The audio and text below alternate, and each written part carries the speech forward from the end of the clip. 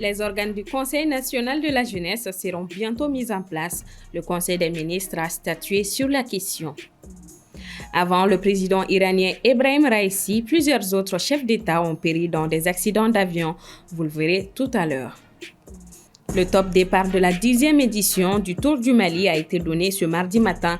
Ils vont parcourir 789 km pendant plusieurs jours. Mesdames et messieurs, bonsoir. Bienvenue aux informations. Le gouvernement donne le temps pour la reconfiguration du Conseil national de la jeunesse. Selon les précisions données par le Conseil des ministres du mercredi 15 mai, les assemblées générales des organes de la fêtière de la jeunesse se dérouleront le 6 juillet prochain. Djeneba Samaki. Jeudi 17 août 2023, le directeur national de la jeunesse annonçait la fermeture du siège du CNJ Mali et la suspension de toutes ses activités à travers le pays à compter du vendredi 18 août 2023. C'est là, après une longue période de crise au sein du Conseil constatée par les autorités de la transition. La décision est survenue après plusieurs mois de désaccords persistants entre certains responsables de la fêtière de la jeunesse malienne. À travers cette décision, il s'agissait ainsi de trouver une solution durable et irréversible à cette crise qui risquait de créer des tensions sociopolitiques dans le pays selon les autorités, d'où la fermeture de son siège et la suspension de toutes ses activités. Les autorités ne s'étaient pas arrêtées là. Ils avaient aussi mis fin à la convention de partenariat entre le ministère de la Jeunesse et des Sports et le Conseil national de la jeunesse, en attendant la mise en place des futurs organes de la fêtière. Silencieux depuis lors sur la question, le ministre de la Jeunesse et des Sports a informé le Conseil des ministres du démarrage du processus de mise en place des organes du Conseil national de la jeunesse du Mali, réunis en session ordinaire le mercredi 15 mai 2024. Selon le ministre de la Jeunesse et des Sports, le processus de mise en place des organes a déjà commencé par la création de la Commission nationale de mise en place des organes du Conseil national de la jeunesse qui aura ses démembrements au niveau communal, régional et la diaspora. Si la décision est soutenue et accompagnée par les présidents des conseils communaux de jeunesse du district de Bamako qui ont fait part de leur satisfaction à travers un communiqué en date du 19 mai, des conseils régionaux rejettent la mise en place des organes du Conseil national de la jeunesse.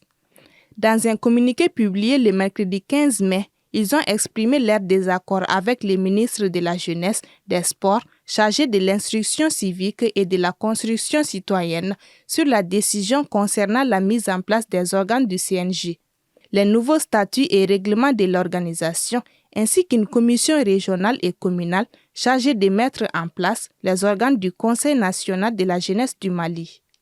Nous, présidents des conseils régionaux de Kaé, Koulikoro, Sikasso, Ségou, Mopti, Tombouctou, Gao, Taoudéni et Menaka, rejetons fermement cette décision relative à la mise en place des instances car rien ne nous lie au ministère depuis que ce dernier a rompu la convention, s'indigne-t-il. Les conseils régionaux s'en prennent au ministre de la Jeunesse qui s'est attribué les prérogatives du CNJ Mali en modifiant leurs statuts et règlements pour fragiliser leur organisation en la plaçant sous la coupe du pouvoir politique sans aucune concertation avec la jeunesse, selon les termes qu'ils ont employés.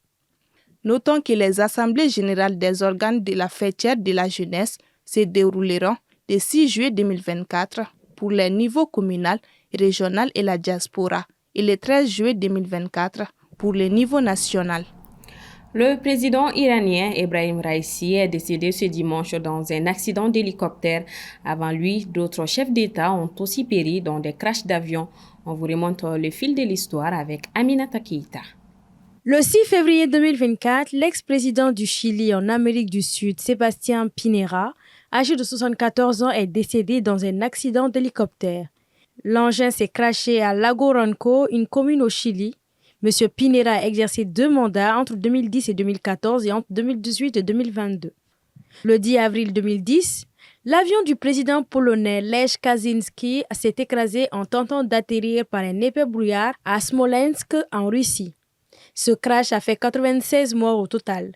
Les résultats d'une commission d'enquête polonaise réalisée en 2011 ont déclaré des erreurs commises du côté russe et polonais.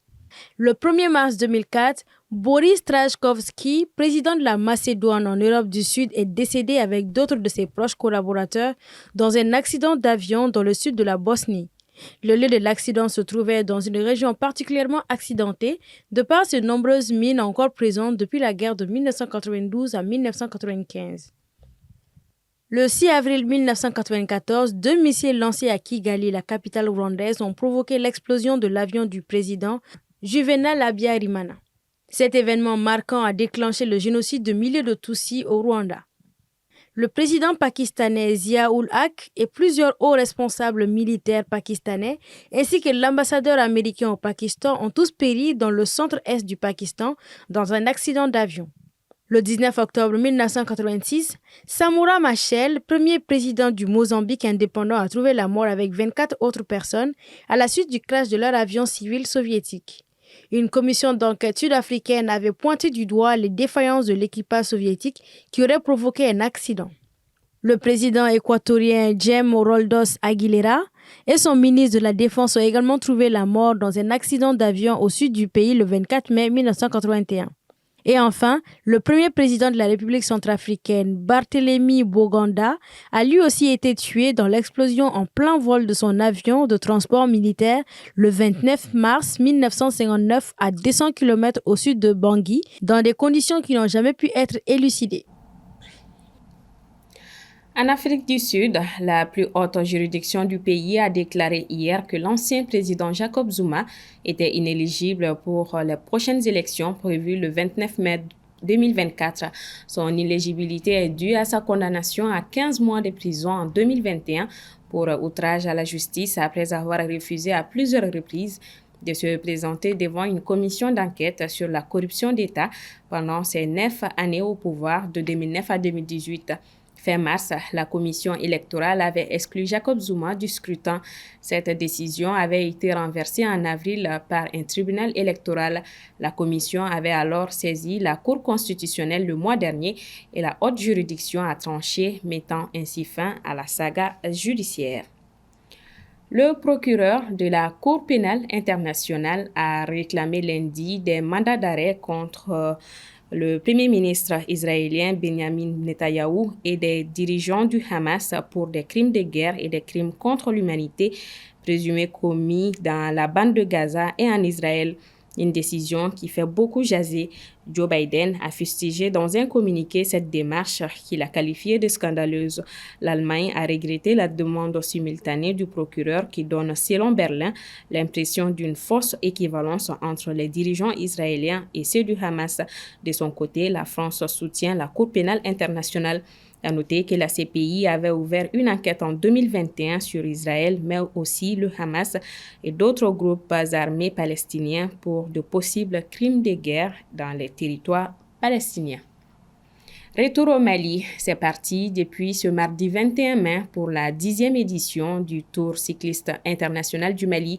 Cette compétition, qui sera disputée sur une distance de 789 km, se poursuivra jusqu'au 26 mai prochain. Soumaïla Fani. Organisé par la Fédération malienne de cyclisme avec les concours de l'Union cycliste internationale ainsi que le département des sports, le Tour cycliste international du Mali se tient du 21 au 26 mai 2024. Dénommé Tour de l'intégration, cette 10e édition a donné son top départ ce mardi 21 mai avec la première étape Bamako-Boukouni longue de 144 km. Je suis très satisfait et très content que toute cette délégation ici soit réunie pour pouvoir participer aujourd'hui à notre tour du Mali. Cela montre également que notre pays reste toujours un pays qui reçoit les gens, qui est accueillant et qui montre que malgré tout, nous sommes là, nous continuons à tenir et nous faisons bien les choses. Et dans ce cadre-là, vraiment félicitations à tout l'encadrement et surtout à la Fédération malienne de cyclisme pour cela. Parmi les cyclistes maliens qui sont au nombre de 18, répartis en 3 groupes de 5, figure le vainqueur de l'édition de 2017, Yaya Diallo, qui selon lui, tout est fin prêt pour cette année. Oui, on a confiance parce qu'on a fait l'internat pour participer à notre cours. Bon, on est prêt pour ça. Comme aujourd'hui, c'est la première étape. Bamako-Boukouni. Bon, c'est un peu loin, mais on est prêt quand même. Outre le Mali, plusieurs autres pays du continent y participent, parmi lesquels le Burkina Faso, la Côte d'Ivoire, le Niger, le Bénin, mais aussi le Maroc. Le tour du Mali, c'est pas un tour facile, c'est difficile. Les chaleurs, les montagnes, les bosses, et beaucoup de bordures. Et j'espère cette année il y a beaucoup de coureurs plus forts. Et la fin du tour, on saura le plus fort qui gagne, Inch'Allah. L'objectif premier, c'est déjà faire une bonne prestation sur le tour. Et deuxièmement, puisqu'il y a des maillots qui sont mis en jeu, et chercher à avoir le maillot, pourquoi pas le maillot jaune aussi. Prévu en 6 étapes, le Tour du Mali sera disputé sur une distance de 789 km entre Bamako-Boukouni, Kolondjeba-Niena, Sikasso, Koutiala, Ségou et Fana-Bamako. Le Djoliba AC est officiellement champion du Mali depuis ce lundi après sa victoire 3-1 face au COB. Quelles ont été les clés du succès des Rouges cette saison? Élément de réponse avec Assetoumani Koulibaly. Mamadou Demba Traoré est un entraîneur comblé. Celui que l'on surnomme Pep Guardiola, pour ses principes de jeu, vient à l'instar de celui dont il porte le surnom de remporter le championnat dans lequel il est engagé. L'Espagnol Guardiola a célébré le 19 mai un 4e titre d'affilée de champion d'Angleterre, un record. Le lendemain, c'est celui du Mali qui peut savourer un titre loin d'être volé. Avec 63 points à 2 journées de la fin, le Djoliba ne peut plus être rejoint. Depuis qu'il a pris la suite le 27 décembre 2023 du Belge Ivan Minnaert, Traoré a insufflé un renouveau dans le jeu des Rouges. Son Djoliba, c'est 14 victoires en 18 matchs, 2 matchs nuls et 2 défaites. 31 buts inscrits et 8 buts concédés pour éteindre la concurrence et permettre au club de Yerema Kono de décrocher le 24e titre de son histoire. La victoire d'un club, mais aussi d'un homme. Selon Amadiar Traoré, chroniqueur sportif à Théama, diffuseur officiel du championnat ainsi que de la Coupe du Mali, les clés du succès du Djoliba cette saison tiennent au renforcement de l'équipe décidé par l'entraîneur. Il a musclé son milieu de terrain avec l'arrivée d'Abdoulaye Mariko, ex-AS Real, d'Abdoulaye Din Mariko, en provenance de l'AS Bakaridjan, et d'Aboubacar Diarra, un artiste du ballon, pour rendre efficace sa symphonie vers la victoire. Après son doublé Coupe Championnat lors de la saison 2021-2022, c'est un retour au sommet pour le Djoliba AC qui va donc tenter de conclure sa saison en beauté lors des 2 dernières journées de championnat. Si les jeux semblent déjà faits en haut du classement, la bataille est rude pour le maintien. Pour l'heure, seule l'AS Black Stars est assurée de descendre en 2e division. Elle sera accompagnée par 3 autres équipes. Les clubs olympiques de Bamako, l'ATS de Koro et l'USC Kita occupent les places peu enviables vers la descente. L'AS Police qui compte 29 points, seulement 1 de plus que le COB et 2 de plus que l'ATS de Koro, n'est pas encore sauvée. Les 2 dernières journées seront donc très déterminantes pour le bas du classement. Bravo, champion du Mali. Fin de ce 1945. Merci de votre constante fidélité. À demain pour une nouvelle édition. Bonsoir à tous.